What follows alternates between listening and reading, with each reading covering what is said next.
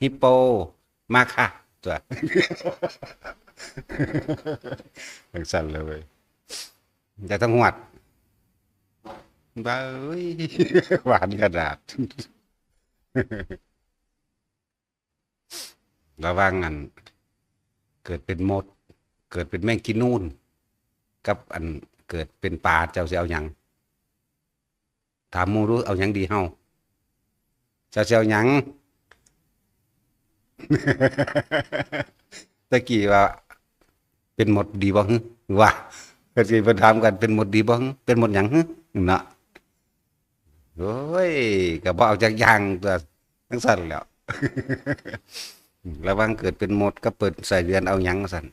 อุ้ยก็เป็นหมดล่ะเนาะเอาหมดยังดีเฮายังถามกันอยู่ดิผู้หนึงว่าเอาหมดแดงเอาเขาแย่กินห้างไข่เด้เอาหมดคั่นสั่นอุ้ยมันอยู่ดินน้ำท่วมมายากพุ่นล่ะคุณยังคิดไปทางใหม่อยู่เด้คิดว่าพอเลยเด้ว่าเบ้าหยังจักอย่างเนาะเออยังไม่หมดเลยในวันนี้เกิดเป็นหยังก็หากินซ้ำตายเบิดแหละสูมือนี่ก็คิดถึงเราบ่คิดได้เราบ่นี่หาอยู่หากินขมุกขมัวแต่ละมือแต่ละเว้นตื่นขึ้นสิกินหยังเห็นบ่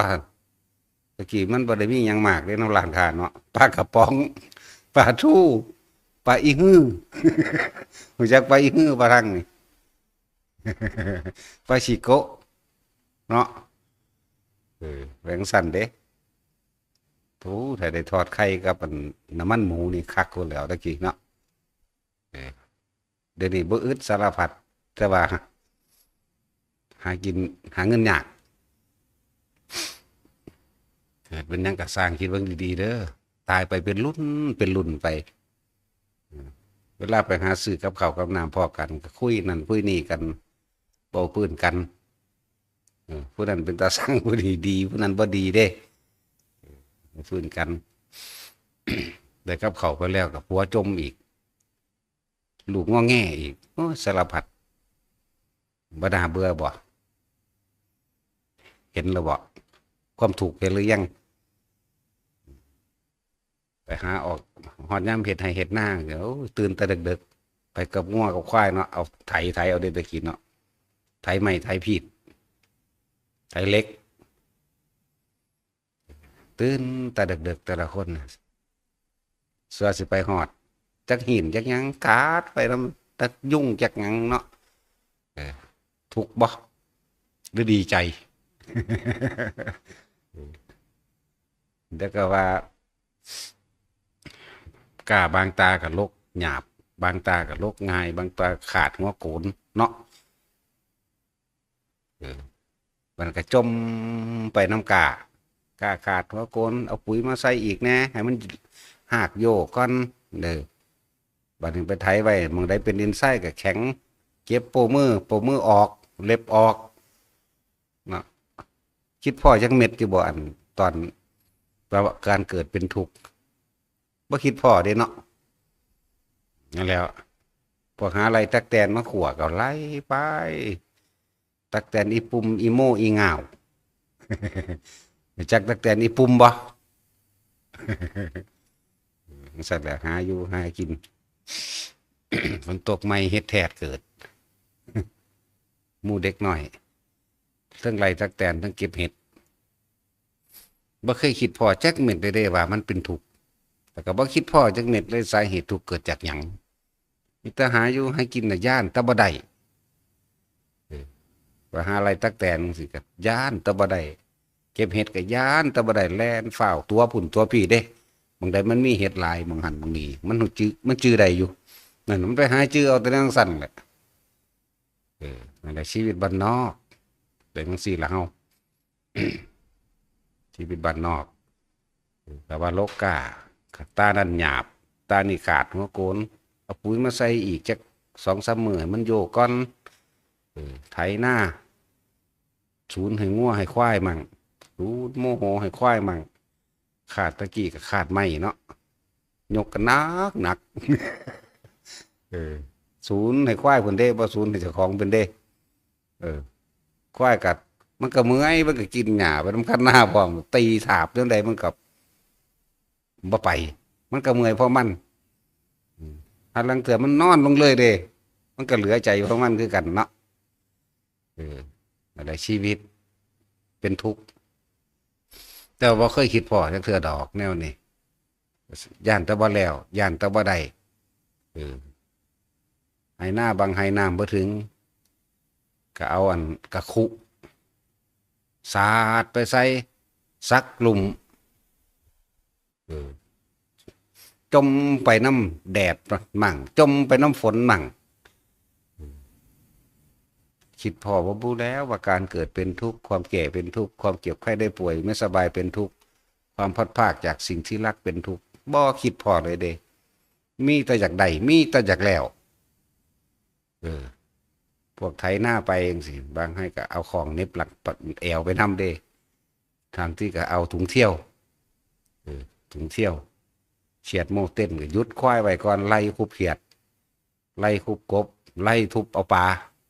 เก็บเอาหอยเก็บเอาแมงดาสารพัดเนาะบ่ได้คิดพ่อถึงเหมือนได้ว่าคำว่าเกิดเป็นทุกข์นี่มันตะเงิดขึ้นยังนี่นะครับเวลาขาดหน้าจังสิบาปกรรมพวกเข้าอ่ะพวกผู้ใส่ตีง้อตีควายหลายบัดเขาเฮ็ดรถไถมาเอาบาทนี่สิไปตีมันได้อยู่บ่บาทนี่เนาะตัดสินตั้งแต่กี้ศูนย์ให้มันยางซ่าบางที่กินดักหางใจขึ้นมันก็ปืนเอาว่าสั่นเดว่าธรรมดาเดไม่คิดย้อนหลังกับเหลือโตนกันนะบัดบ่หนาเลยนะครับก็ดีตีมันนะจนว่าไถหักได้บัดนี้ไถไม่เนาะไปตำป๊อกบัดเดียวหนึ่งแป๊กโหลดโอ้ยหนังต้องแอกกับหนังต้องแอกหนังควายบัดนี้มันถึกน้ำมันก็ฟูมกี้กินก็มีมีเบิดว่าคิดพ่อจังเม็ดเด้คำว่าทุกข์นี่จิตตะอยากแล้วอยากได้หลายอย่างในชีวิตพวกเฮาไล่แล้วเบิ่งสำลอกออกเห็นว่าคิดนึกโยนิโสมนสิการคือการตึกตองไปให้ดีระลึกถึงอดีตก็เป็นทุกข์อนาคตก็ทุกข์ก็เก่าแหละอนาคตศาสตร์หน้าหรืออนาคตศาสตร์นี่ก็ตามทุกข์คือเก่าสวัสดิดำหน้าแล้วแล้วบ่แล้วเด้ตะกี้ถ้าแล้วตาเฮาถ้าพี่น้องบ่แล้วเด้เอากันจนแล้วเบิดบ่หาจะได้บอกยากตะกี้คนมันมีศีลธรรมคุณธรรมอยู่แล้วถ้าพี่เฮาแล้วปั๊บนี่ก็แม่ป้าบ่ทันแล้วพ่อลุงบ่ทันแล้วแม่ใหญ่บ่ทันแล้วผู้นั้นผู้นี้หุ่มกันเอาจนแล้วจนเบิดเด้เนี่ยยังมีคุณธรรมอยู่ตะกี้เดี๋ยวนี้บ่แม่นแล้วโตไผโตมันแบบบ่แม่นแบบโตไผโตมันแบบอัตหิอัตโนนาโถแบบซอยเหลือและมีความเมตตาซึ่งกันและกันเพื่อให้ตัวเองพ้นเด้โตไผโตมันแบบเห็นแก่โตได้ซุมื้อนี่น้องกับเอื้อยกับอ้ายนี่แหละจ้างกันดำหน้าเดี๋ยวนี้พ่อแม่จ้างลูกซุมื้อนี่เนาะลูกก็จ้างพ่อแม่คือกันเด้โอ้ยไกลหลายนั่นแหละ โลกอันนี้คำว่าศีลธรรมบอกกลับมาโลกาสิวินาศมันก็แม่นเพิ่นนั่นแหละเพิ่นพากันไล่อันลักคุดยังคนไล่ไปเลี้ยงเขาเจ้าทำนายไว้จำแขนขาดลักคุดเองก็เว้าไปเนาะสมัยตะกี้เพิ่นทำนายไว้คือถิ่นกาขาวจังซี่เพิ่นเข้าใจว่าสิสะอาดสิบริสุทธิ์โนแม่นเด้ กาสีขาวมันมีอยู่บ่เนี่ยโดยปกติมันบ่มีเลยมีแต่กาดำนั่นแหละเพราะว่าโลกขาดศีลธรรมคนขาดคุณธรรมบ่ได้นำคุณธรรมความสามัคคีโดยหมู่คณะโดยหมู่บ้านมีแต่ความเห็นแก่ตัวเข้ามาแล้วเดินใจคนมันดำใจดำขาดคุณธรรมเขาว่าทินกาขาวนั่นเห็นผิดเป็นถูกเข้าใจว่าล่ะเห็นดอกบัวเป็นกงจักเห็นกงจักเป็นดอกบัวคนในเราคุณพ่อแม่คนในเราคุณศาสนาในเราคุณครูบาอาจารย์ในเราคุณบุคคลผู้กระทำคุณไว้ในการก่อนในเราคุณแม้กระทั่งแผ่นดินเกิดในเราคุณเจ้าฟ้ามหากษัตริย์ นั่นแหละวิชาศีลธรรมวิชาหน้าที่พลเมืองบ่มีเดี๋ยวนี้เป็นทั้งสั้น คนบ่ได้หักกันเดี๋ยวนี้คนนี่ที่ว่าหักที่ว่าสั่งกับว่าอะไรมีแต่ว่าเบียดเบียนแย่งชิงใดเอาเลยนะนั่นแหละนี่แหละยุคทินกาขาวยักษ์บ่นี่นี่แหละคนเลวถูกยองว่าเป็นคนดีคนกินบ้านกินเมืองพวกผีเดี๋ยวมันก็พากันนำเอาศาสนาผีเขามาครอบงำประเทศจากนั่นแหละคำว่าทินกาขาวใจมันบ่ได้หูจักติศาสนาผีศาสนายักษ์ศาสนานี่เราคุณศาสนาบ่ได้เห็นคุณบิดามารดาบ่ได้เห็นคุณครูบาอาจารย์บ่ได้เห็นคุณบุคคลที่ควรกระทำคุณไปในการก่อนเด้คุณต่างๆวีรบุรุษทั้งหลายที่เสียสละรักษาประเทศมาเลยจนว่าก่อตั้งประเทศขึ้นได้พระมหากษัตริย์ทุนไล่มาตะพนาเรศวรคุณไล่มาพระเจ้าตากไล่มาพุทธยอดฝ่าจุฬาโลกหาราพระเลิศลานาภัยอะไรนั่งก้าวเจ้าหัวจอมข้าเจ้าหัวจุจอมก้าวเจ้าอยู่หัวนี่พระปกเก้าเจ้าหัวพระเป็นเก้าเจ้าอยู่หัวพระอนันทมหิดลพระภูมิพลอดุลยเดชจนถึงพระวชิระลงกรณ์เก้าเจ้าอยู่หัวนี่เป็นรัชกาลที่10มาลัดเอาตะวาเพิ่นบดีมันบ่แมนเด่นสู้บ่ได้เศษเสี่ยวเด้นั่นแหละจังว่าคนมันนี่แหละคุณ นี่แหละคุณแผ่นดินแล้ววิชาศีลธรรมวิชาหน้าที่พลเมืองวิชาพุทธศาสนาบ่มีแล้วซะสิฟื้นขึ้นได้สมมุติว่าเอามาเดินนี่ฟื้นขึ้นได้อีก40 ปีพุ่นเด้เด็กน้อยพวกนั้นสิว่าสิใหญ่ขึ้น20 ปีแล้วก็อีก20 ปีข้างหน้าเด้ยังสิฟื้นขึ้นว่า40 ปีเป็นจังซั่นสิเบิ่งดูนี่เอาออกบ่กี่ปีได้นี่เลวร้ายขนาดนั้นครูสมัยใหม่ซุมื้อนี้ครูบ่ได้มีวิชาศีลธรรมวิชาพุทธศาสนาประวัติศาสตร์ชาติไทยบ่มีเด้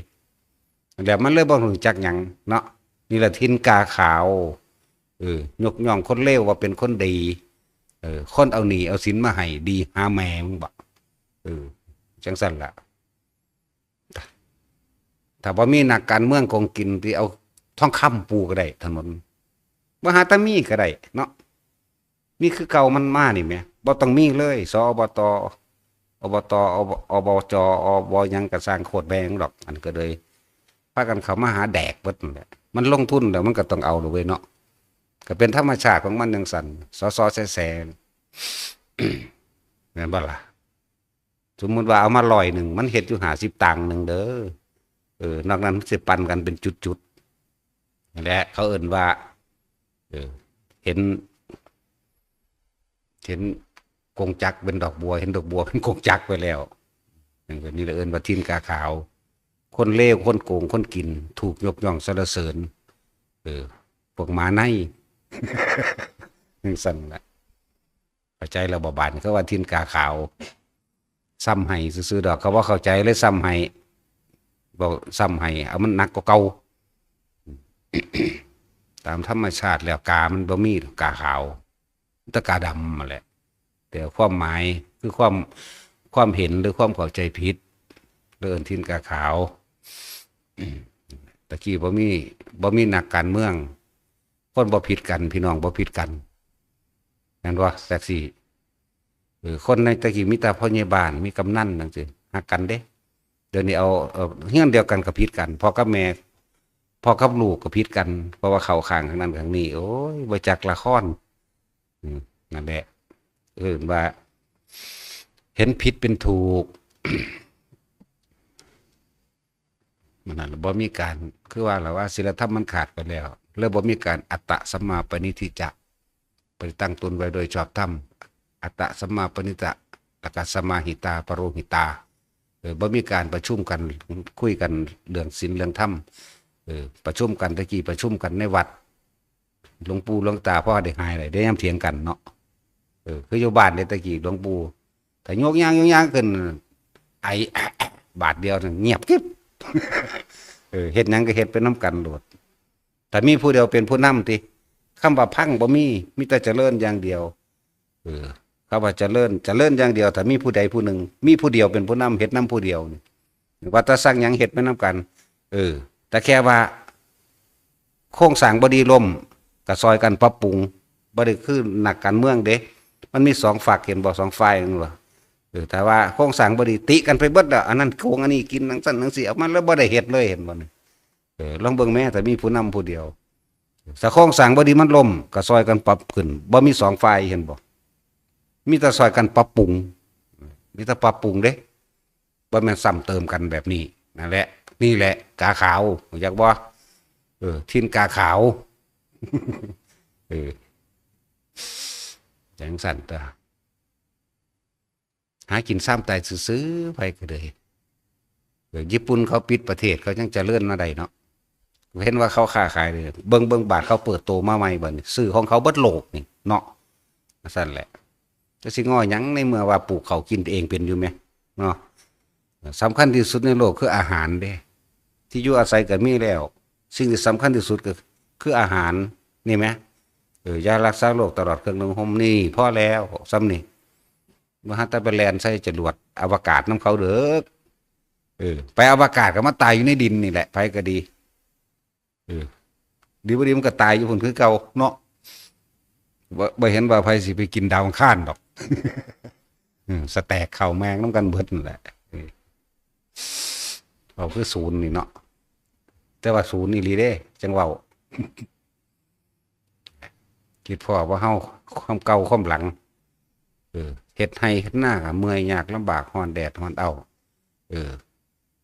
มีแต่จากใดครับจากใดแต่ว่าถึงจากคำว่าถูกไปเร่งใส่พวกเขาเป็นคู่เป็นตำรวจเป็นทหารตะกี้เฮากับเขาก็อยากเป็นคือกันตำรวจทหารบาดไม่เห็นกูขี้เขาคักเลยกูขี้เดียดคักโอ้ยบ่น่าเชื่อว่ามันสิเป็นจังซี่ตะกี้เฮาเห็นเนาะมักขนาดตำรวจทหารนี่เดี๋ยวนี้โอ้ยกูหักอีหลีนั่นแล้วบ่น่าเชื่อว่าเบิ่งสั่นนี่แหละตัวขาดศีลธรรมได้ถึงมุมมองในหลบกลับหมดแล้วกับประสบการณ์ของเฮานะบ่มีความผิดหยังก็หาแนวให้เฮาผิด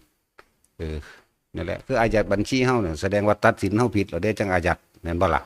บ่มีการสืบสวนสอบสามอีหยังเลยนั่นแหละแนวเฮาสั่งเรียกว่าแต่ว่าเขากะกู้ให้แล้วแหละแต่ส่วนสิสูญหายไปนี่ส่วนที่เฮาลำบากนั่นบ่ชดเชยบ่มีความผิดแต่จังว่านักกฎหมายทั้งหลายพากันเขียนขึ้นมาใหม่แน่บุคคลที่บ่มีการกระทำผิดจริงน่ะชดเชยให้เขาแน่หลวงปู่หลวงตาผู้เพิ่นดีแต่ละองค์คือหลวงพ่อประจักษ์รักษาป่าดงใหญ่จังซี่แล้วก็หลวงพ่อหลายๆหลวงพ่อพระมงคลดีลกพระยังแน่ละเต็มอยู่หาเรื่องเล่าจับเล่าไปศึกแล้ววันนี้ว่าตรวจสอบแล้วไม่มีความผิดปล่อยซื่อๆนี่เด้นี่แหละจังว่าคือบ่มีวิธีอีหยังสิเฮ็ดขึ้นมาว่าชดเชยแหมชดเชยตัวหนึ่งขึ้นตำแหน่งกับเวลาที่เพิ่นเสียไปเพิ่นทุกข์ยากลำบากไปนั่นคือบ่เฮ็ดขึ้นนี่เพิ่นตัวคนก็คือกันบ่ว่าคนว่าพระย่าอีหยังเขาจับติดคุก12 ปีไปหาเห็ดทำลายป่าใหม่ทำลายหาโคตรพอโคตรแมงบอกภาษาไปหาเห็ดหุ่นสู้ไปสู่ทับล้านลงเบิ่งเด้อเบิ่งดูสู้ยอดนั่นเด้อปลาหมอข้างดำเผอเข้าเดียวเข้าปั่นกันเราเด้อย่าลืมเด้ นั่นแหละไปสู่พวกจังสั้นพวกเท่าให้เท่าหน้าไปหากินซื่อๆพิษหาแม่มึงบอกจมไปเบิดนั่นแหละกูมึงนี่ แต่เดี๋ยวจมเราเอาอีหลีเด้เขาไปหาเผาท่านเผาฟืนหาจับเขาเก็บเงินเขาผู้ละ500ผู้ละหยังไปเสียภาษีเลยเขาก็เสียว่าแห้งแล้วยังไปหาจับกินบีเขาอีกอยู่ป่าใหม่บ่ได้มีหน้าที่อันนั้นเด้เนาะนี่แหละมันอาศัยส่องจังซี่แล้วเขาไปกระจอกพวกขอทานพวกนี้ขอทานถูกกฎหมายเยอะแยะขอทานในคราบเครื่องแบบขอทานถูกกฎหมายอีลีนั่นแหละแล้วแม่งัดผู้ใหญ่ๆแต่ว่าทำผิดกฎหมายมากที่สุดคดีใหญ่ที่สุดมันไผผู้รักษากฎหมายเอาแม่แต่ว่าบ่แมนกูตายแต่วันแมนเนี่ยสู้ตายเจ็ดโหดมีผู้ใดกล้าตัวดอกนังสั่นแหละก็เขาก็งัดกันมาดิเว้นบอกจับแต่ละอันแต่ละอย่างแม่ง10 ล้าน20 ล้านเม็ด มีแต่หน้าใหญ่ๆเบิ่งดูหั่นเป็นจังซั่นแหละคิดถึงสมัย พ่อแม่ปู่ย่าตายายเฮาแตะกี้เนาะถ้าพี่น้องฟังไพ่พ่อฟังไพ่แม่บ่แล้วดิอู้บ่ได้เศร้าเด้ต้องเอากันจนแล้วเนาะนั่นแหละศีลธรรมนั่นแหละความปรองดองความสามัคคีความมีความรักความเมตตาซึ่งกันและกันแต่โรงเรียนวัดเฮาก็ได้เรียนเด้เออก่อนที่ออกไปตั้งโรงเรียนอยู่อีกหม่องหนึงนั่นน่ะก็อาศัยความรู้จากโรงเรียนวัดนี่เด้เวลาอดอยากแห้งแรงมากขอเข้าวัดเฮาก็ขอเดี๋ยวเด้เออขอเข้าวัดได้ตะกี้เนาะเอาผ้าดามไปนั่นเน้นนุ่นหล่อเน้นเบือจังซี่ปั่นบุรปั่นบุรปั่นให้เด้ ขอเขาวัดกินกับของแล้วเด้อมันแรงติดต่อกัน7 ปีก็พูนพากันไปทำหน้าอยู่น้ำมันบันตาดพุ่นไปน้ำแม่ย่าจันดีพุ่นไปเห็นหน้าน้ำแม่ย่าจันดีย่าคำตันแม่ย่าอินพุ่นอยู่บ้านเครือไว้ดินพุ่นบ้านเครือไว้ดินบันตาดตะกี้เฮาเป็นเด็กน้อยท่านรู้เรื่องหยังบ่ได้หรอกแต่ว่ารู้แล้วล่ะแรงสั้น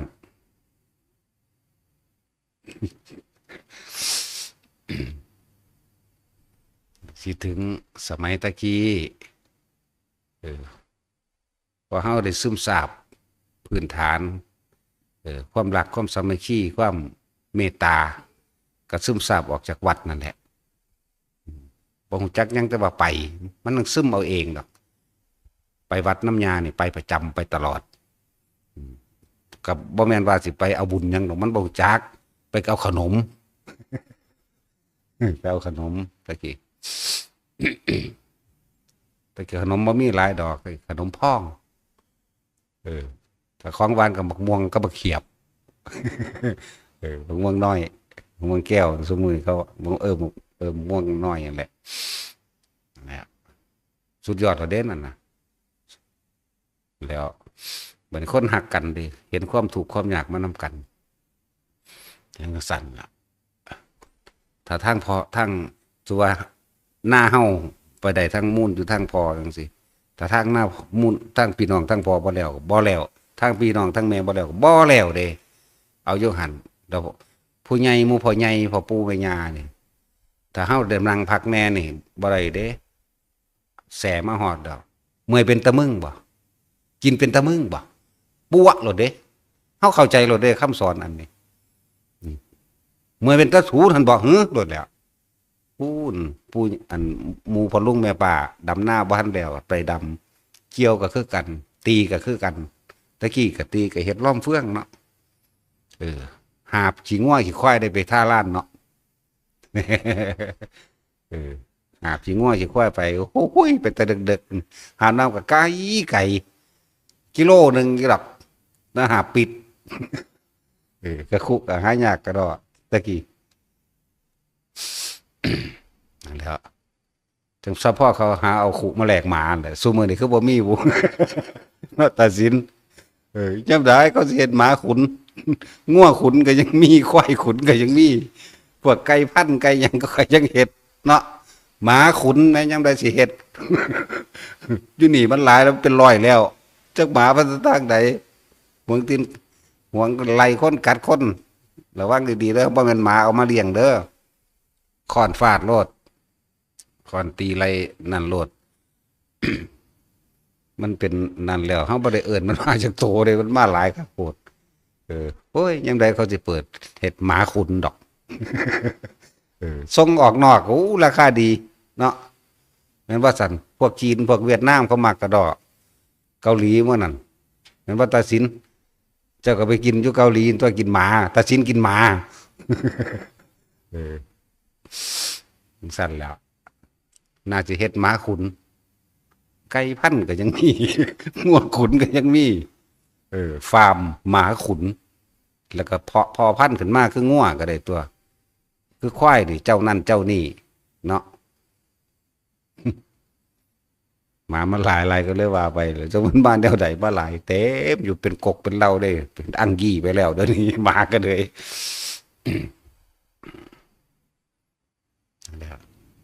แต่งัวแต่ควายเขาก็อนุรักษ์อยู่ได้แหละแต่ว่ามันคือถือกฎหมายเนาะบัดหมานี่คือบ่เห็นมันถือกันดอก เดตาสินดอกสิเป็นเห็ดหมาขุนพันธุ์ดำมาเมี่ยม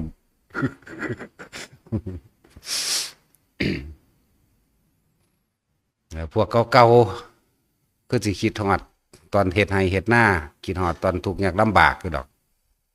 บาดฝนตกฟ้าผ่าฟ้าลงมาเนาะอุ้ยแล่นหลบเนาะธรรมดาบ่ดังไฟไว้ใต้เถียงนาบัดนี้ผู้มีหอยก็ทิ่มหอยในใส่ไฟกีมันฟดน้ำฟ้องปากหอยมันฟดขึ้นเนาะฟอดพอดีหวานนะกับกิ้มกินเด้อซั่นผู้ใดมีอีปูก็ทิ่มอีปูลงมันก็แล่นออกจากไฟบัดนี้เนาะว่าศูนย์ให้มันก็ยัดลงไปอีกเอาไม้เน็กไว้เด้มันก็ดิ้นตายดาวๆอีกยำขาควบอยู่บัดนี้อันก็เว้าความจริงได้นี่คือเลยอย่างสั่นล่ะทุกข์ยากลำบากแต่ว่าเฮาบ่เคยเห็นจักเทื่อเพราะเฮาบ่ได้ยินฟังธรรมพระพุทธเจ้าบ่ได้ยิน เพราะว่าหลายๆอย่างอีกอย่างหนึ่งก็ดีได้ยินแตบาทเพิ่นสอนธรรมะก็สอนอยู่ที่เฮามาได้แยกแยะออกมาได้ก็ตอนเพิ่นสอนนักธรรมตรีโทเอกนั่นแหละพอเฮาจับจบนักธรรมตรีโทเอกตั้งแต่อยู่ในโรงเรียนพี่อยู่ในโรงเรียนประถมพี่มาบวชแล้วก็ยังไม่ได้สอบอีกอยู่9 ใบ 10 ใบ11 ใบนั่นอุ้ยจะเอาไปยังหลายคักบัดนี้แหละ แต่บัดนี้เฮาเรื่องมาคอยคัดแยกแยะเอาตอนที่เฮาเรียนนักธรรมพี่เด้พ่อใหญ่อินพ่อใหญ่เบอร์พ่อใหญ่นวลเป็นผู้สอนตะกี้ตอนโรงเรียนวันเสาร์อาทิตย์ฟังเอาตั้งแต่บ้านเขาโรงเรียนพี่แหละ3 ปี4 ปีจุชื่อเอาเวลาเขาเจ้าทำบัตรบ่ได้เข้าโบสถ์นำเขาเจ้าดอกแต่ว่านั่งอยู่นอกโบสถ์บางที่ก็ยืนฟังแล้วก็จื้อเอาสั่นพี่มันเริ่มมาแยกแยะเอาปฏิจจสุบาทเฮาแตกฉานมาตั้งแต่เฮาวันเขาโรงเรียนพุ่นเด้อวิชชาเป็นปัจจัยบังเกิดสังขารเป็นปัจจัยบังเกิดวิญญาณเป็นปัจจัยบังเกิดนามรูปเป็นปัจจัยบังเกิดอายตนะบัดนี้จังคอยมาแยกเอาจังซี่คือเขาเจ้าสอนหนังสือปฐมสมโพธิเด้ครับปฐมสมโพธิพุทธประวัตินั่นแหละปฏิอ่านหนังสือออกแล้วก็จังเริ่มเอาพระไตรปิฎกมาอ่านเอาเองแต่อยู่ในโรงเรียนประถมป.3 ป.4อ่านเอาเองจังคอยแยกแยะว่าส่วนมากเขาเจ้าบ่ค่อยสอนวิธีปฏิบัติสอนตอนดวงตาตอนอยู่บ้านบ่ได้สอนนั่นมิตรภาพกันบ่ได้เป็นปลุกเสกเรียกยันดอกแต่ว่าทำบุญขึ้นบ้านไหมทำบุญสงกรานต์ทำบุญแจกเขาทำบุญยังกระสวดนี่แหละเอาคำสวดธรรมดาเขานี่แหละเขาเอิ้นตั้งมงคลตั้งบุญคุณยังก็ว่าไปนั่นแหละมันบ่ค่อยจื้อบ่ได้แต่ก็สวดพระหงส์มหากรุณิโกอหยังเนี่ยบัดนี้คนเลยเข้าใจคำว่าเทศน์นี่จะต้องเทศน์อันเป็นภาษาบาลีนะอันเนี้ยนี่บ่ได้เอิ้นเทศน์เขาว่าเว้า หลายคนเด้ที่บ่เข้าใจว่าอันนี้คือการบอกการสอนบอกสอนแนะนำในสิ่งที่ควรบ่ควรเทศเนี่ยเทศนาแปลว่าบอกสอนแนะนำในสิ่งที่ควรและไม่ควรเด้กาลเทศะนั่นเองมาจากตัวนี้เอิ้นเทศนาบอกทางของใจเทศนาเทศนะนะก็มาจากนะโมคือใจนั่นเองนั่นแหละหลายๆหม่องยังบ่ทันเข้าใจได้ว่าเทศคือหยังต้องไปสวดนั่นเขาเอิ้นอีหยังสมโพธิสมเพศอีหยังเขานะนั่นน่ะเด้เขาเอิ้นเทศนั่นบ่ล่ะมาลาดวงดอกไม้มาตั้งไว้นี่โอ้ยแนวนั้นแหละแนวนั้นเด้เขาว่าเทศม่วนเพิ่นได้บัดนี้จังซี่ได้แม่ว่าเด้เออเดี๋ยวก็ว่าบ้านห้องฮีมา4 คนแม่นว่าซั่นเออเพิ่นหยังก็คือลืมชื่อมันล่ะเพิ่นหยังก็แท็กซี่สารพันจ้ะ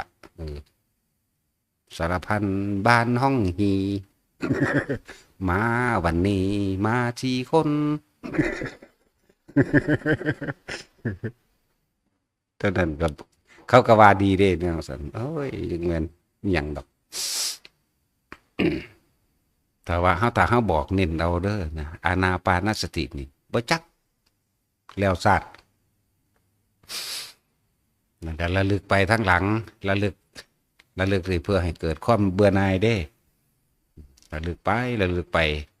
ถ้าเฮาโยนิโสมนสิการการระลึกตึกตองในภายหลังอดีตการทำมาหากินมาเรื่อยเลยแต่กี้เฮาบ่ฮู้จักเลยพุทธเจ้าสอนหยังบ่ฮู้จักคำว่าทุกข์คือหยังบ่จักคำว่าสาเหตุทุกข์คือหยังทุกข์ดับไปคือหยังหนทางแห่งการดับทุกข์คือหยังบ่รู้เลยเด้เนาะแต่อยากได้แล้วก็แล่นหาตั้งแต่สิพึ่งทางนอกแล่นหาตะกรุดของขลังรูปเหรียญหลวงปู่หลวงตามหานิยมอันนั้นมหานิยมนี่สาริกาดินทองแขวหมูตันแปลงสั้น ง่าส่งง่าสร้างไปล่ะแขวเสือไฟแปลงสั้นแล้วงอนเงือกแปลงสี่แล้วงอนเงือกก็ว่ามากันสัตว์หลายสัตว์ผิดว่าเด้เคยเห็นบ่งอนเงือกมีสองอันเด้ผู้นั้นก็ขอผู้นี้ก็ขอถูกเอามาฝนยางอนพญานาคแพงบักไงซ้ำพี่สองอันนั่นแหละเอามาไว้แต่ฝนยาตะกี้นะผู้นั้นก็ขอผู้นี้ก็ขอกระตุกซื้อกูคือสิเบิดอยู่หรอกแล้วเอาให้มันเบิดซะนี่นั่นแหละเข้าใจว่าป้องกันนั่นป้องกันนี่หลายอย่างพูดดอก แต่ว่าสิ่งเหล่านี้ว่าเคยเสือจักอย่างบ่เสือแต่กะมันก็บ่เสือเพราะว่าบ่แม่นแค่คิดเพราะว่ามันพิสูจน์หลายอันหลายอย่างที่ไปตามหมอผีหมอส่งหมอดูถ้าว่าดูแม่นเกิดวันหยังถามเฮาเฮ็ดหยังคือบ่ว่าไปโลดเกิดวันหยังจันทร์อังคารเดือนหยังปีหยังแล้วก็เขียนงอแงงแงกแต่หมอดูมันแม่นอีหลีมันบ่ได้ถามเอาวันที่วันเกิดดอกมันก็ดูไปเลยโลดเนาะแต่ตัวเฮาเองก็ยังบ่ได้รู้เด้ถ้าพ่อแม่บ่บอกวันเกิดเฮาก็ดีพ่อแม่บอกเด้ผู้ใดพ่อแม่ตายแล้วก็ญาติบอกนั่นแหละคนฮู้แล้วบอกก็เชื่อไปเลยเด้บัดนี้เฮาว่าเกิดวันนี้หมอดูก็ว่านํกันโอ้ยปีนี้ตกดวงหมากัดข้อขาดที่เสียของหักก็ว่าไปเด้เนาะแต่เฮาบ่เคยเชื่อจักเทื่อจังซี่ก็เคยดูอยู่ดอกว่าปีนั้นปีนี้สิเป็นจังซั่นจังซี่คือรวยอยู่บุจังซั่นแล้วมาเสือดอกพวกหมอเขามาทวงจังซี่โอ้ตัวนี้เจ้าดวงซวยแล้วเด้อว่าตกปีข้อขาดเด้อให้มันเสียดอกเคาะสั่นมึงหันสิข้อขาดโลดเด้เฮาฟาดขึ้นโลดเด้ มึงหันสิข้อขาดโลดล่ะมึงหาตำหนิอันทวงนั้นทวงนี้เด้อโลดประสบการณ์มันสอนเฮามาบ่แห้งแล้วให้เฮารู้ความจริงแล้วเลิกงามยามดีบ่เคยมีคนพวกเฮากับเบิ่งคนผู้นั้นก่อนจะออกจากบ้านไปขายของเลิกนั่นเลิกนี่เบิ่งให้กันแล้วสะเดาะเคราะห์อันนั้นเด้อเฮ็ดนี่เด้อปั้นหุ่นปั้นห้อยยังก็ตามเฮ็ดกระทงเก่าห้องเก่าสั้นหรือเฮ็ดเท่าไรสั้นก็สร้างออกไปถึงรถส้นตายอยู่ขอนแก่นนี่นึงไหมแน่เฮาก็เห็นอยู่ไหมปานนี้เลิกแต่งการแต่งงานจังซี่ก็มีเลิกทุกคนบ่คือเลิกกันอยู่จังซี่นาแล้วเฮาก็แต่งหลายเทื่อแล้วนะมันคือเลิกอยู่หั่นนานี่ก็ประสบการณ์เด้นั่นนะบ่หลายปานใดดอก ถ้าไม่ยนั่งไปจังหวัดใดบาทนี่ เรื่องสั้นนั่นแหละถ้าประสบการณ์แล้วมันสอนมันบอกเอาความจริงนี่ได้มาเบาก็ได้เอาความจริงมาเบา มันก็เลยละเอาเอง แต่ว่าเฮาเอาความจริงนี่มาเทียบกับคำสอนพุทธเจ้าได้เลิกงามยามดีสิมีมาจากไหนกันนี่ดาวบนฟ้าจะมาเกี่ยวอะไรกับชะตาชีวิตคนบนดินทุกสิ่งทุกอย่างเนี่ยคิดดีเมื่อไหร่ก็พูดดีเมื่อนั้นทำดีเมื่อนั้นนี่เฮาก็เอามาเทียบโอ้มันแม่นตะกี้กูคือบ่รู้เด้แต่บ่ได้คำสอนพุทธเจ้าบ่รู้จริงๆได้แนวมื้อนี้นั่นแหละคือไล่โค้งกาบฉันนี่ยังเป็นสมัยนั่นแหละสร้างแก้วขึ้นสู่ปราสาทครับ1คำสร้างแก้วขึ้นสู่ปราสาทคำ2คำฟังธรรมพิปราสาท3คำหลังฟ้ามือค่อยสาจิน4คำหน้าค่อยส้นความคนบ่ทันเมียต้องเสียนพอเล่า6คำทรงสำเภาไปข่านั่นดีแล้วเลิกนี่ดีแล้วทรงสำเภาไปข่าสั่นก็ยังว่ารถส้นตายอยู่คอนแก่นอยู่ตายเบิดครอบครัวซ้ำที่ดีแวงบ่น่ะแน่เขาก็เห็นอยู่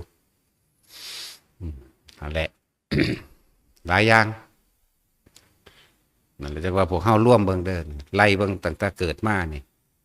ความสุขที่สุดแล้วก็ความพ่อของเฮาเองมีบ่ในตัวเอง อันใดที่มันแบบว่ามาตรฐานมาตรฐานหรือว่ามั่นคงมีจักอันจักอย่างบ่มีเด้เนาะมีความมาตรฐานการแต่งงานกับมาตรฐานฐานะกับมั่นคงหรือไหมการเงินกับมั่นคงบ่มีอย่างเปลี่ยนแปลงมันมีอยู่บ่มีเด้แล้วความพ่อของตนอยู่ใส่บัดบ่มีนะเนาะมีแต่ย่านบ่ได้หลายปานใดทั้งดีหาอยู่จังสั่นบางคนก็ตายไปในขณะที่หานี่แหละจังว่าบัดนี้เฮาเข้าใจคำว่าปัจจุบันตะกี้เฮาฟังบ่ออกเด้จิตคิดจิตเกิดแล้วเฮาก็ฟังบ่ออกจิตติดที่ไหนไปเกิดที่นั่นเฮาก็ฟังบ่ออกเด้ทุกอย่างเกิดจากคิดเฮาก็ฟังบ่ออกจักแม่นยังคิดก็เลยนะนั่นแหละ คนเฮาสำคัญในขณะจิตสุดท้ายที่ออกจากร่างออกเกิดเลยจังสินะโอ้ธรรมดาวะบางคนก็หาอยู่หากินบางคนก็ไถนะอาจจะมู่รุ่นเดียวกันประมาณ4 โมงกว่ามันก็เอาควายหลายควายกลับบ้านเฮายังไถหน้าอยู่ฝ่าพามันตายก็คิดตายทั้งควายตัวนั้นตายทั้งมันเองนี่แหละแต่ว่าในขณะจิตสุดท้ายมันจะคิดเรื่องใดเท่านั้นแหละเนี่ยบักห้ามแหละ เสื่องสันอิลีเด่นนั่นแหละจังว่าบางคนกับขั้นได้รู้อย่างเลยตายก่อนหลวงพ่ออันนึงกับตอนเป็นเน่นหรอกไปเล่นน้ำแล้วได้บุญแล้วหนาวจังสักตายในน้ำมันไปงุ่มเอาพอแห้งขึ้นมาได้เนี่ยจังสี่แล้วว่าท่านรู้อย่างเลยคือกันคือบ่ฮู้ว่าจิตสุดท้ายเฮานี่อารมณ์สุดท้ายเฮานี่สิคิดเรื่องใดสิปรุงแต่งเรื่องใดสิอยากได้หยังสิอยากเป็นหยังนี่แหมจังว่าแต่ละคนให้ระลึกบัดตะกี้อดีตผ่านมาแล้วเฮาบ่รู้จักหยังมันดีแล้วเด้ที่เฮาบ่ตายตอนพุ่นเฮามายังสิมาตายตอนหน้าอยู่นี่ ตายคือเก่าเด้เลยแต่ทุกคนพยายามควบคุมจิตควบคุมความคิดเจ้าของอย่ามันก่อเกิดอารมณ์ได้นะสิ่งสำคัญคือเขาพยายามอยู่กับลมหายใจเขาเองให้มันได้ที่บอกมาโดยภายหลังนะคือหลายคนที่ตายมาแล้วก็บ่รู้ว่าเขาสิตายโดยอารมณ์ใดได้นั่นจักว่าสิไปเป็นผีเป็นเปรตสัตว์นรกทั้งใด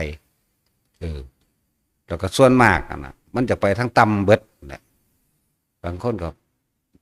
ป่วยตายก่อนสิตายจักดึงสยายผมจักห้องโห่จักด่าคนบางคนก็ท้องบักไงบางคนก็หำบักไงสมบุกข้าวน้อยคนเด้ธรรมดาเดี๋ยวมันขึ้นห้องมันปวดห้องจนตายไหมนั่นแหละอารมณ์จิตสุดท้ายนี่เขาสิไปใส่เห็นบ่ล่ะก็บอกได้อยู่แล้วถ้าสิเว้าตะกี้บ่รู้วันนี้มาเฮาระลึกขึ้นหลังเอาโอ้ยลงนรกภาพมันขึ้นเด้สมมติว่าคตินิมิตนี่มันแม่นอีหลีตัวเขาเองกับตอนที่ตายนั่นกับคตินิมิตก็เกิดขึ้นอีหลีสิ่งที่เขาคิดย้ำๆซ้ำๆให้มันก่อเกิดขึ้นมานี่แหละเมื่อมันคิดย้ำๆซ้ำๆจากสิ่งที่เคยชินน่ะนะมันก็ก่อเกิดมีอารมณ์เกิดขึ้นระหว่างพอใจกับบ่พอใจแบบโลกกับลงนรกคือเก่าพอใจเท่าใจแบบโลกก็ไปอบายคือเก่าบ่ต้องก้าวถึงคำว่าเสียใจเลยลงคือเก่าเห็นไหมแล้วได้โพดกับตอนไปเฝ้าคออยู่โรงพยาบาลจังสิเห็นคนตายซุมือหาคนกับเขากับผูกไว้จักห้อยจักดาวได้เนี่ยแล้วก็ตายสักกึกเขาเลยก็มีนะหลายอย่าง7 เดือนพุ่นเนาะนอนอยู่โรงพยาบาลแต่เฮามักไปหานั่งสมาธิในอันโรงเย็นในห้องเย็นเขานั่นนะลอยเข้าไปบางที่ก็บ่ลอยขอเข้าไปเลยก็มีมันจะเงียบบางมื้อก็ออกมาแสดงธรรมเด้ ว่าท่านได้บวชเด้อย่างสั้นแหละแต่มันโชคดีแล้วพวกเฮาสิได้ยินได้ฟังก่อนที่จะตายนี่เฮาสิได้กำหนดเจ้าของเป็นเฮาฮู้จักแล้ววิธีการเกิดเฮาสิได้ควบคุมความคิดของเฮาบ่ให้มันคิดไปอย่างอื่นในความอยากได้อยากเป็นหยังพวกที่ตายไปแล้วนั่นน่ะจักสิตายโดยอารมณ์ใดมันก็แม่นอยู่ดอกตามสมควรพุทธเจ้าเพิ่นเว้าไว้ คนที่ไปสวรรค์น่ะแค่เขาโค้คนที่ลงนรกมหาเวจีทั้งหลายตลอดเปรตและสัตว์เดรัจฉานเท่ากับขนโคมันบ่ผิดเด้มีแต่อยากตืมให้เพิ่นซ้ำเฮาอยากสนับสนุนตัวนี้ให้เพิ่นซ้ำขนโคจากล้านตัวต่อเขาโคแค่2เขานั่นแหละขนาดเฮาทุกคนอยู่ที่มาฟังธรรมแบบนี้นี่จักสิได้ไปสวรรค์ส่ำใดเข้าใจว่านี่แล้วสิไปกล่าวอีหยังกับอันผู้อื่นที่บ่เคยได้ยินได้ฟังเลยนะพวกเอธิโอเปียจังสิแม่พวกต่างประเทศที่ยิงกันฆ่ากันอยู่พุ่นแม่แม่นบ่ล่ะมีแต่ความอาฆาตมีแต่ความแค้นใส่กันเด้ดังซั่นแล้วนี่พูดถึงคนพวกนั้นก็ดีขนาดพวกเฮาอยู่ในระหว่างทำกลางจุดสูงสุดตอนนี้ในพุทธศาสนาประเทศไทยนี่แหละเป็นจุดสุดว่ามีพระอริยะเจ้ามากที่สุดตอนนี้เฮาก็อยู่ในระหว่างทำกลางประเทศไทยนี่อยู่ในระหว่างทำกลางพุทธศาสนาจักสิไปสวรรค์นรกส่ำใดเด้เนาะสิไปว่าอีหยังกับทั้งนั้นบัดนี้สังเกตบ่หมดหลายปานใดหมดก็ยังมีหลายๆชนิดนั่นแหละธาตุไหลเข้ากันเป็นธาตุเข้าใจบ่นี่ธาตุก็หมายถึงใจธาตุก็หมายถึงความรู้ความเห็นอันเดียวกันสิไหลเข้าสู่เป็นพวกเดียวกันพวกมิจฉาทิฏฐิก็ไหลเข้าสู่มิจฉาทิฏฐิมิจฉาทิฏฐิชี้แยกออกเป็นมิจฉาทิฏฐิเป็นความเห็นแตกเป็นสองฝักสองฝ่ายก็เป็นไปตามกันเด้นั่นแหละธาตุนะก็เสมอด้วยธาตุจึงอยู่ด้วยกันได้เห็นบ่แล้วมีหมดแดงก็มีหลายชนิดมันบ่หมดขิวหมดดำหมดแดงไฟหมดแดงใหญ่อันที่อยู่กับกกใหม่คนไปแง่เอาหั่งมันนั่นแหละจังซี่หมดขั้นจังซี่แม่หมดดำๆขั้นจังซี่แม่หมดก็ยังมีหลายชนิดนั่นแหละมิจฉาทิฏฐิก็ยังแบ่งความเห็นเป็นหนึ่งเดียวกันออกไปเป็นพรรคเป็นพวกเลยเข้าใจบ่ละบาดนี่จังซั่นแล้วปลาก็มีหลายป่าเพราะความเห็นเหมือนเดียวกันไปเป็นปลาดุกเหมือนกันความเห็นเป็นปลาช่อนเดียวกันก็เป็นปลาช่อนเหมือนกันเป็นปลาเข็งเหมือนกันรู้จักปลาเข็งบ่บุปลาหมอข้างดำแหละนั่นแหละปลาเข็งจังซั่นแหละนี่คิดเบิ่งดีๆเด้อปลวกก็มีหลายชนิดมิจฉาทิฏฐิก็ยังแยกเป็นมิจฉาทิฏฐิเห็นบ่จังซั่นคิดถึงบ่นี่แต่ละคนอะไรหมดก็ยังมีหลายหมดเนี่ยความรู้ความเห็นเดียวกันก็ไปเกิดน้ำกันเข้าใจบ่บาดนี่เพิ่นเด้อว่าธาตุย่อมเสมอด้วยธาตุสิ่งที่สัตว์ทั้งหลายเข้าไปรู้ย่อมเสมอด้วยสิ่งที่เข้าไปรู้เช่นเดียวกันเป็นพวกเดียวกันมีความรู้มีความเห็นเป็นไปในทางทิศเดียวกันจึงเป็นปวกหัวสั้นหัวค้อนแน่จึงเป็นปวกน้อยปวกใกล้น้อยแน่ปวกที่ขึ้นน้ำกกใหม่ก็มีเห็นบ่ที่มันเป็นห้างปวกถึงเรื่องปวกก็หลายชนิดเบิ่งดูน่ะมดแดงก็หลายชนิดสิว่ามดแดงเลยก็ว่าได้ว่ามดแล้วจังมาแยกออกปวกแล้วจังมาแยกออกว่าชนิดแต่ละชนิดนั่นแหละคือความรู้มันเสมอด้วยกันธาตุย่อมเสมอด้วยธาตุดีย่อมไหลสู่กับธาตุดี บัดนี้สัมมาทิฏฐิเป็นอันเดียวเด้บ่ได้แยกเด้จักบ่มนุษย์และเทวดาอริยเจ้าขึ้นไปบัดนี้เบิ่งนี่บ่แยกได้นี่บัดแต่ว่าพวกนั้นมีความเห็นแตกต่างกันเลยแยกเป็นพรรคๆพวกๆจังซั่นล่ะสัมมาทิฏฐิบ่แยกเป็นอันเดียวเลยมิจฉาทิฏฐิแยกซ้อยออกไปเป็นหยังคือว่าแยกซ้อยออกไปคือมีนกเอาคือมีปลาเอามีนกก็ยังหลายชนิดปลาก็ยังหลายชนิดเห็นบ่ล่ะมดก็ยังหลายชนิดปวกก็ยังหลายชนิดเนี่ยนั่นแหละมิจฉาทิฏฐิบัดนี้แยกตามความเห็นไปนำกันซ้อยไปสัมมาทิฏฐิมนุษย์เทวดาและอริยะเจ้าขึ้นไปนี่เพียงสั้น บ่ได้แยกเด้สัมมาทิฏฐิมนุษย์และเทวดาเด้อย่างสั้นบัดนี้อันที่ว่าอันเทวดามิจฉามีบ่มีแต่เฮามาสรุปให้มันเห็นเอาง่ายๆว่าหลังจากเขาเบิดอายุสิ้นกรรมสิ้นบุญของเขาเองแล้วนั่นก็ลงมาเป็นพวกนี้เด้พวกตกนรกเดรัจฉานนี่เด้สัมมาทิฏฐิไปหน้าอย่างเดียว เข้าใจบ่นี่มนุษย์เทวดาอริยะหรือเทวดามนุษย์อริยะเข้าใจบ่นี่ไปทั้งหน้าอย่างเดียวเด้พวกนี้บ่ได้ลงมาเด้เข้าใจคำว่ามิจฉาบ่สัมมาไปหน้าอย่างเดียวความเห็นที่ถูกต้องตามความเป็นจริงคือเห็นตามความเป็นจริงนี่เองสัมมาทิฏฐิเห็นเป็นจริงตามธรรมชาติธรรมชาติมันเป็นแบบมีของมันมีความเกิดขึ้นธรรมดามีความดับเป็นธรรมดาแล้วก็มีความมั่นใจเชื่อใจในเรื่องของกรรมเป็นธรรมดาบ่ได้เชื่อว่ามีพระเจ้ามีเทพเจ้ามีไผผู้ใดผู้หนึ่งบ่มีไผสร้างโลกบ่มีผู้ใดสร้างกรรมให้ไผได้ตัวเองสร้างเองเชื่อกรรมเชื่อผลของกรรมที่ตัวเองกระทำนี่สัมมาทิฏฐิเองเลยไม่พึ่งสิ่งอื่นนอกจากธรรมคือความจริงและพึ่งตนเองเทวดามนุษย์และอริยะขึ้นไปมิตรสิพุ่งขึ้นไปทางหน้าจนถึงนิพพานที่สุดของการพ้นทุกข์ทั้งหมดเลยคือนิพพานหม่องเดียวหนึ่งเด้นอกนั้นเวียนว่ายอยู่คือเก่าเทวดามิจฉาก็มีเด้แล้วเขาบ่ฟังได้แต่จังสิอาจจะว่านี่เขาบ่ฟังได้แบบนี้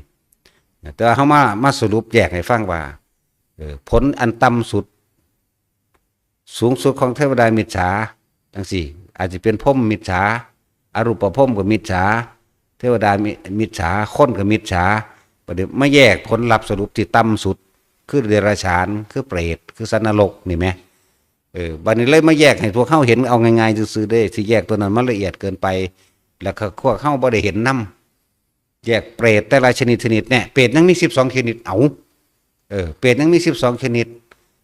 นรกมีอยู่8หลุมบริวารของนรกยังมีถึง 2,000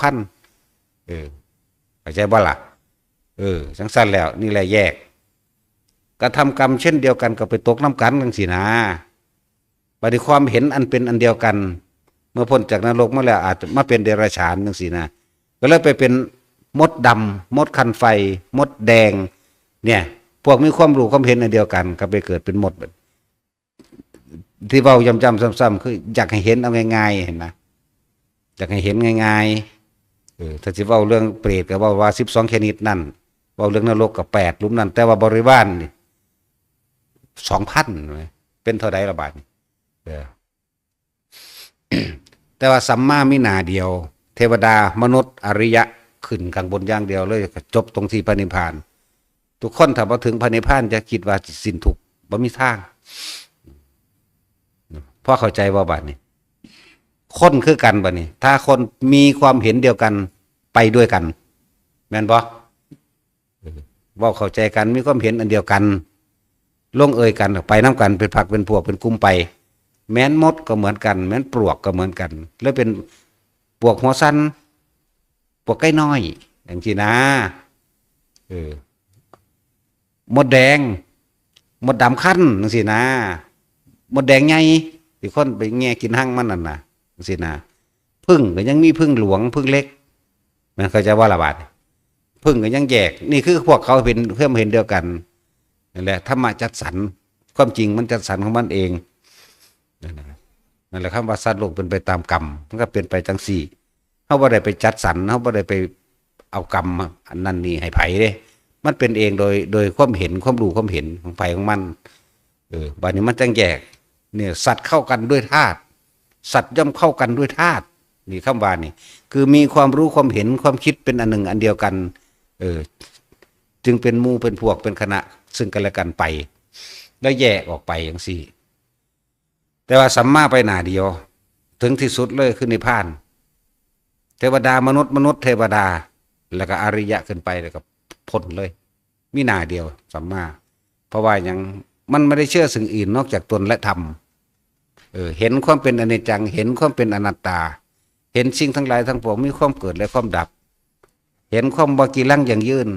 บ่ควรเข้าไปถือเอาไว้ได้ถึงแม้นว่าจะยังทำไม่ได้แต่ว่าการเห็นตัวนี้ปัญญาแปลว่าความรอบรู้นี่ปัญญาในรอบรู้ในกองสังขารหรือเห็นตามความเป็นจริงปัญญาเนี่ยเห็นแน่สัตว์ทั้งหลายเวียนว่ายแต่เกิดเพราะมีอวิชชาเป็นปัจจัยบังเกิดสังขารเป็นปัจจัยบังเกิดวิญญาณคิดแบบนี้บอกเป็นกระทำแบบนี้แม้กระทั่งว่ายังทำไม่ได้แต่ว่ามันพึ่งระลึกไว้ในใจตลอดเข้าใจว่านี่ก็เลยเอิ้นว่าพึ่งตนพึ่งธรรมบ่ไปพึ่งบ่ไปขอร้องผีเปรตเทวดาอินพรหมนกใดมาเสกจังไห้ แม้นว่าจะทำไม่ได้ยังมีการฆ่าสัตว์อยู่ยังมีการลักอยู่บางครั้งก็กินเหล้าอยู่แต่ความคิดบ่เคยไปคิดถึงพึ่งสิ่งอื่นกับพึ่งเจ้าของเก่าเห็นฮะ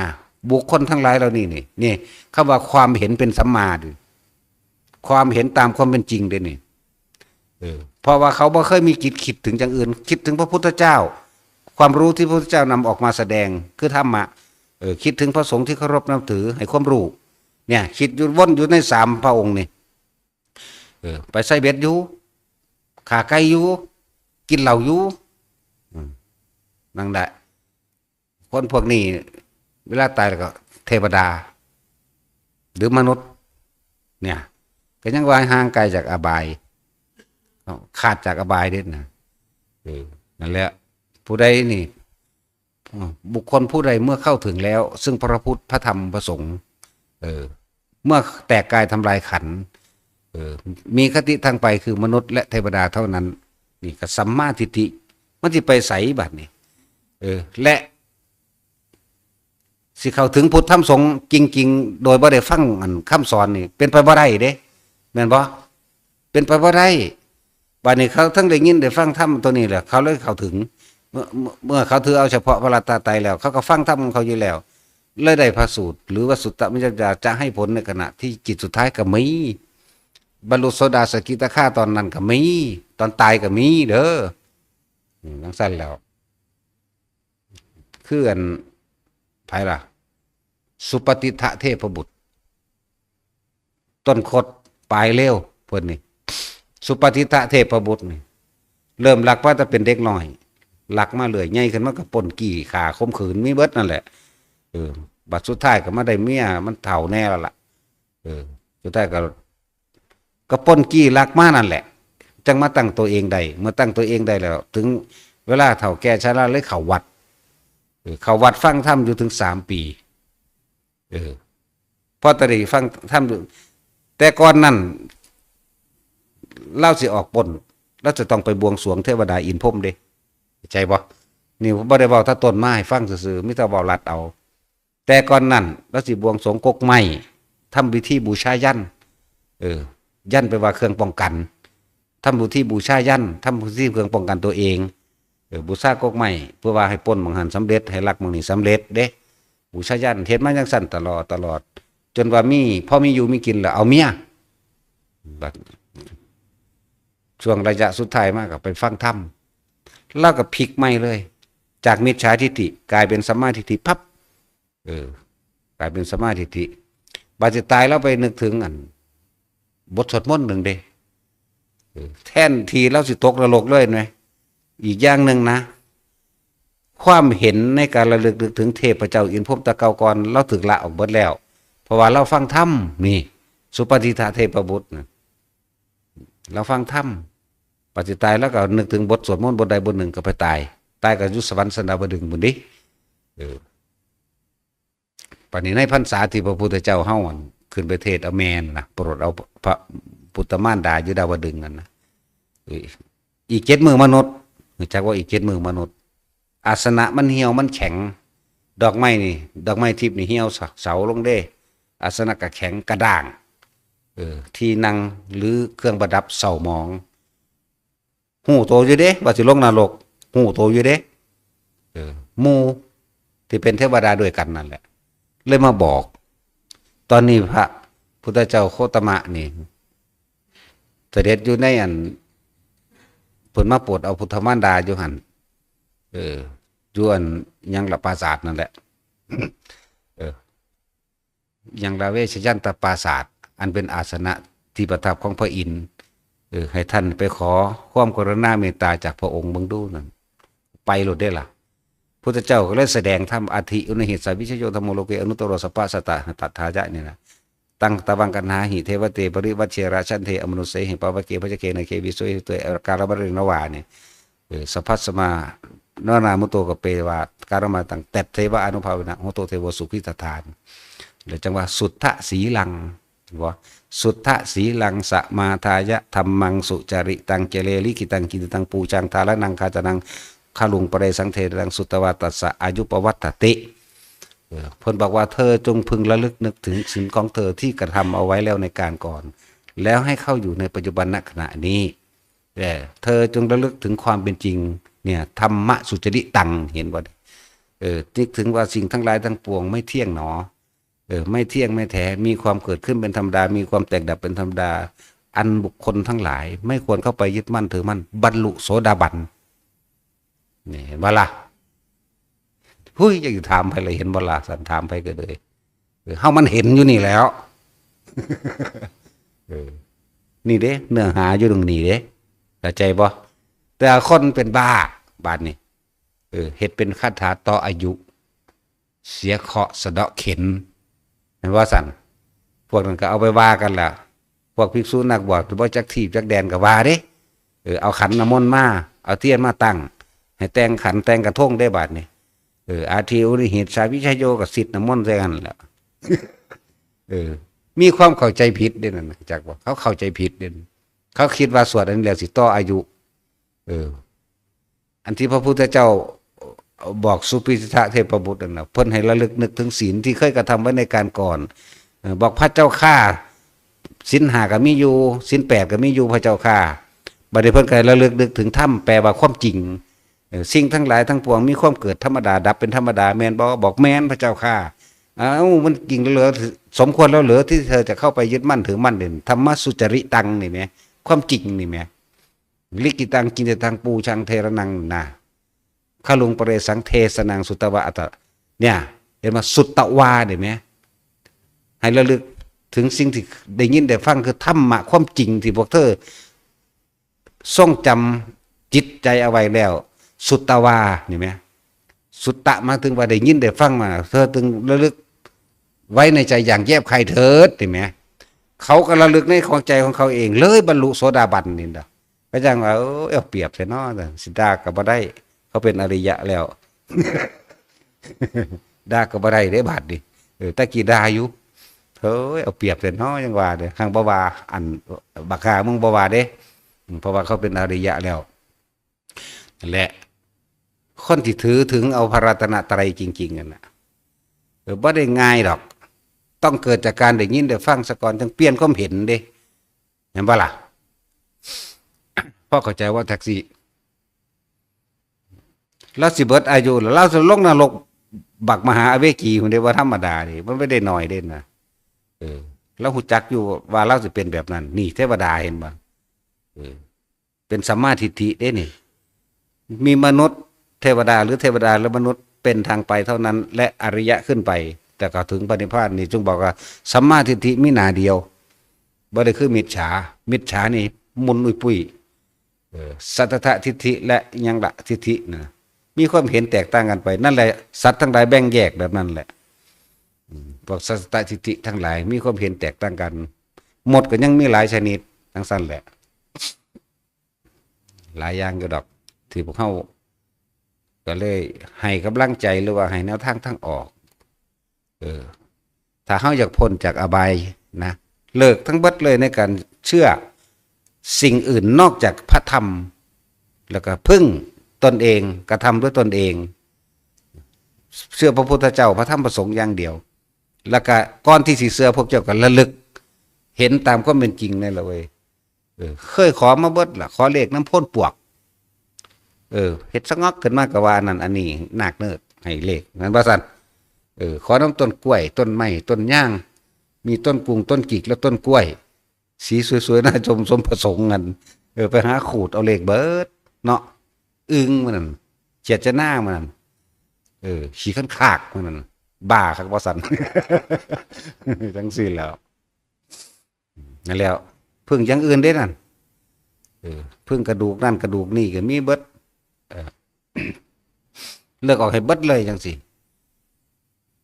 ได้ยินได้ฟังธรรมแล้วมันก็เลิกได้มันก็มั่นใจดอกนี่จังว่ามีสุตตะหมายถึงว่าการได้ยินได้ฟังธรรม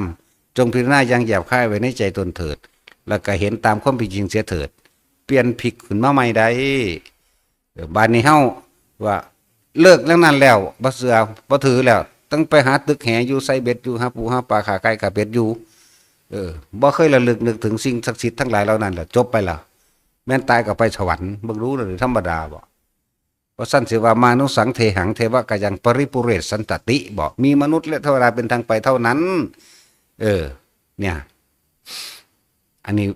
อยู่ในมหาสมัยสุขมีแต่ผู้ใดอยากยกบาลีขึ้นมากก็เลย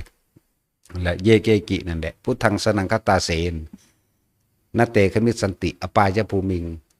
อปายะเนี่ยหมายถึงอบายภูมินั่นแหละอปายภูมิงภูมิหมายถึงที่มองไปนั่นปหายะเทหังบัดนี้ห่างไกลแล้วขาดแล้วออกจากอบายภูมิเทหังเทวกายังบัดนี้เทหังเทวกายังมนุปุเรศสันตติมีเทวดาและมนุษย์เป็นทางไปเท่านั้นเนี่ยนั่นแหละถึงว่าเลิกทีมได้เบิดแล้วคนเลิกได้ต้องฟังธรรมต้องฟังสิ่งที่เพิ่นอธิบายอยู่นี่เทศนานี่จักบ่นี่อนุสาสนีปาฏิหาริย์เด้นี่จักบ่นี่ผมอันนี้ระลึกเบิ่งดีๆเด้อแล้วเฮาสิเห็นความจริงแล้วเฮาพลิกจากสิ่งที่เคยผิดมาเป็นความถูกได้เลยเป็นจังซั่นบัดนี้บ่ต้องกังวลใจไปหาอยู่หากินอยู่ก็หาไปแต่ว่าอาจจะเอาธรรมอันใดอันหนึ่งมาระลึกไว้ในใจก็ได้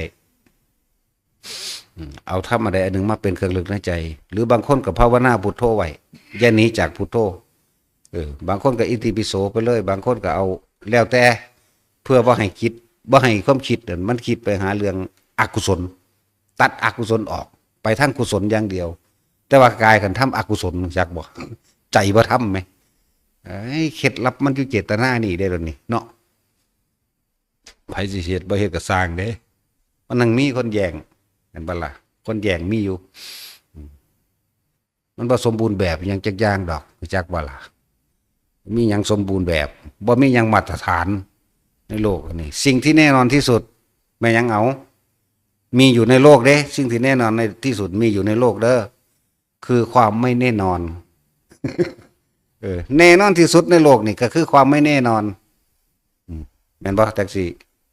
ก็จังสั่นตัวนะตั้งแต่มหาโจรองคุลิมานก็ยังบรรลุอรหันต์ได้แม่นบ่ซั่นโอ้ยยังหน่อยอยู่แต่ว่าผู้นั้นเพิ่นบ่ได้มีบันทึกซื่อๆดอกองคุลิมานฆ่าพันกว่าคนหนึ่งดอกไม่ฆ่าหลายปานใดดอกซอยประเดี๋ยวนี่เนาะ ในฆาตกรขาหลายกว่าอีกสันตติอมาตย์ขาหลายกว่าอีกยังสั่นตัวพูดถึงว่าบุคคลบรรลุให้แนวทางให้กำลังใจพลิกความเห็นใหม่เด้อจากที่เคยเชื่อว่าสิ่งศักดิ์สิทธิ์มีจริงว่าสิ่งศักดิ์สิทธิ์ดลบันดาลนะพลิกความเห็นใหม่ กรรมนี่บ่มีภัยบันดาลกรรมนี่เกิดจากตัวเฮาเองเฮาเฮ็ดอีหยังไว้ก็ตัวเฮาเองอ่ะรับเองบ่มีผู้ใดบันดาลให้นั่นแหละอย่างสั้นแล้วขึ้นสภาวะความเกิดทุกบัดเกิดเป็นหยังกะสร้างจักว่าล่ะสิไปว่าหมดว่าแม่งหยังประสางสั่นเนาะหังเทื่อเฮาบ่เห็นเฮาก็เหยียบมันตายแล้วสั่นแล้วเสือหยังก็ว่าปวกว่าปลานั่นได้แยกแยะให้ฟังหลายๆอย่างหลายๆเรื่องแล้วเด้อสัตว์ย่อมเข้ากันด้วยธาตุขนาดมิจฉาทิฏฐินี่มันก็ยังมีแตกแยกมิจฉาทิฏฐิ72ทิฏฐิเข้าใจบ่นี่มันก็เลยแยกไปเป็นแต่ละหมู่แต่ละเราปวกชื่อว่าปวกเหมือนกันแต่ยังแยกเป็นความเห็นของปวกใกล้น้อยก็ไปเกิดน้ำกันเด้ความเห็นของปวกพ่นปวกนะปวกหัวสันบอกเวลาเข้าป่ามันคราบเลยนะเคยเห็นบ่ล่ะพวกบ่รู้จักยังไปทุดงไปตามป่าอะไรตามป่าทั้งเรื่องว่าผีเนี่ยหูยผีเอาแผ่นดินสะเทือนเขาว่าล่ะบวก นี่จังสั่นก็มีเด้เสียงนกอันหนึ่งห้องเป็นตะยานเด้เอียงแมวอีเห็นก็คือเล็กน้อยไห้นี่เด้ธรรมดาเด้ คือว่าโหลดโอ้ยกูว่าถ้าผียังไปเบิ่งตาว้าวมาโหลดจังสั่นเดียวพวกอีเห็นกับเสียงคือเล็กน้อยนี่เด้อันอ้ายจังสิอ้ายก็มีอีเห็นเด้ห้อง เออทางเธอก็คือผู้หญิงหัวนี่ ก็มีเลยเออของเฮาคนบ่ย้านเนาะก็ยักก็ย่างไปเบิ่งโลดเด้จังซั่นแหล้วรู้จักบ่ถูกหลอกครับว่าคนบ่ย้านคนออกคลิปบ่แม่นเก่งเด้กิเลสเก่งกว่าอุปทานเก่งกว่าเด้นั่นฟังดีๆเด้อกูบ่ย้านผีรู้จักบ่ย่างไปพิสูจน์ที่ไหนได้พี่จิตตะสังขารมันหลอกออกจากความตั้งมั่นในสมาธิพี่เข้าใจบ่บาดนี้มีแต่อ้างว่าแต่ของบ่ย้านว่ากูเก่งมันบ่แม่นจังเม็ดจังแท้โอ้ยยังโง่เด้นั่นน่ะเสียงเสียงเห็นห้อง